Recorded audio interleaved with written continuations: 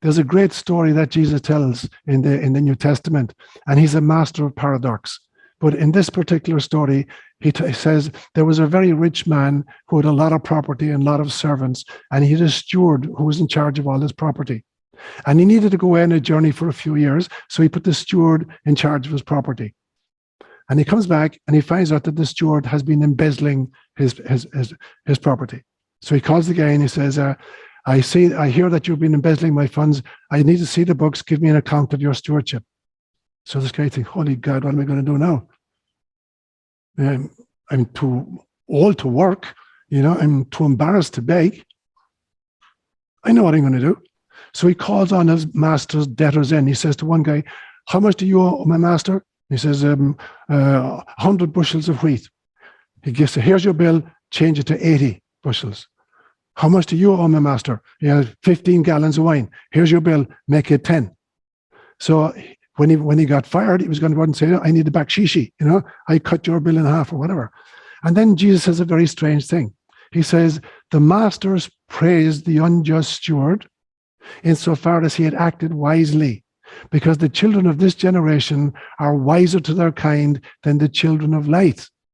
So was he praising this man's duplicity? No. He was saying, here's a guy who's able to turn every single situation to his own economic advantage. When he was working, he was embezzling. When he got fired, he was taking bakshishi, bribes from people. And Christ is saying, that's you. You should be able to turn every single life situation to your own spiritual advantage. So in the face of any event, any kind of a trip up, any pain, any kind of break in relationship, the question to ask is, how can I harvest this event in order to become a more spiritual person? How can this event align me even more really with the purpose for which I incarnated? Yeah. And that takes courage. It takes courage because, as you say in the book, when someone's sitting there dumping on you their own stuff and projecting on you, that's the last moment where you're feeling generous and saying, please show me the gold in this. Yes. And so how do you do that personally? How do you counsel people to do that personally when they're in the midst of it, to not react, to go inward and see that this is an opportunity? There has to be something that interrupts that natural response or reaction. So one of the things if I'm working one-on-one people, I have one approach. If I'm working with a couple, I have another approach. If I'm working one-on-one with somebody and they come in and they start dumping about such and such a person to this to me and the other person said that to me, I say, the problem is I'm not that person's therapist and I've never met this other individual. Yeah. There's only you in the room. So my job is to help ask the kinds of questions that are going to let you figure out what you need to do with your life. I'm not going to be telling you what to do. I'm going to ask the kinds of questions that will inspire you to come up with the answers for yourself. So if I'm working one-on-one, that's my approach. If I'm with a couple and the two of them are coming to the room, I can tell immediately what the issue is, where they sit. There was a couch in my office and a single chair. If one person sits in the couch and the other person sits in the chair, I know we got problems here to begin with. Yeah. Even if both of them sit in the couch, but one guy is looking out the window and the other guy is looking at the window at the other side, I know we got problems here. They're not making any engagement. If they're sitting there with their arms crossed, I know we got problems. If they're refusing to look at each other, so I'm looking at the body language.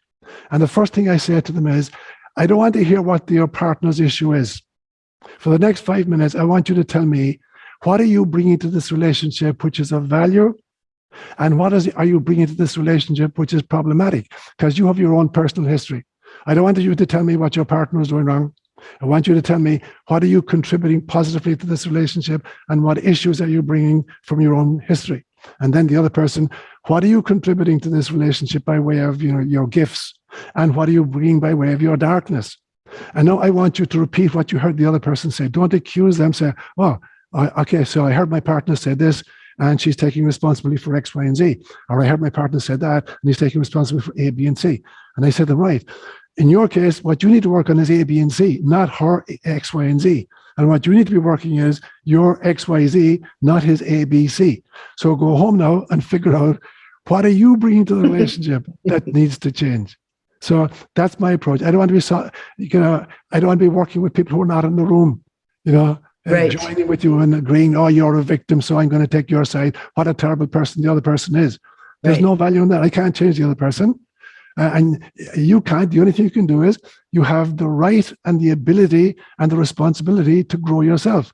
You don't have the right or the ability or the responsibility to change anybody else. We keep trying to change the world. I can only be happy if the world kind of gets its act together. Otherwise, I'm going to be a victim for the rest of my life. And that's a guarantee for absolute failure, anxiety, depression. Yeah. Absolutely. So we have to find that gold in ourselves. We have to know even in the moment. I mean, yeah, we're going to lose it sometimes and we're going to engage, but ultimately we have to back off and see where the gold was for us in that, what we're trying to mine from our own reactions to the situation, where that's coming from. And I think also be compassionate with ourselves that Yes. it's not easy being here on earth. Yes. We do get triggered. We're not perfect. So yeah, thank you for that. If you enjoyed this video, be sure to subscribe to my YouTube channel. And you might also want to consider joining Patreon, which allows me to keep all of this content free and available to everyone. And if you're looking for like-minded souls, you might also enjoy my online community called Our Neighborhood. Links to join are in the description.